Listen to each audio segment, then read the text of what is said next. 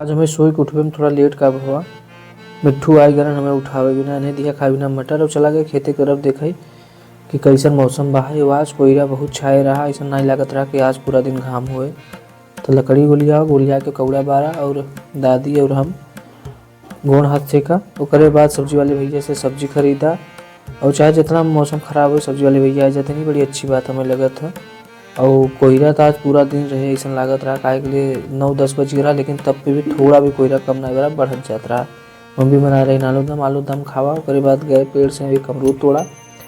अमरूद खास समय में एक शायरी याद आ गया राहत इंदौरी साहब का कि शहरों में तो बारूदों का मौसम है, गांव चलो अमरूदों का मौसम है। तो गांव है।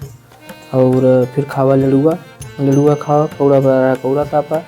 माई से थोड़ा बहुत बातचीत किया, माई अच्छी बात बताओ थे तो मज़ा आता सुनने में। फिर पोहा खावा। ऐसे हमारा वीडियो देखत रहा।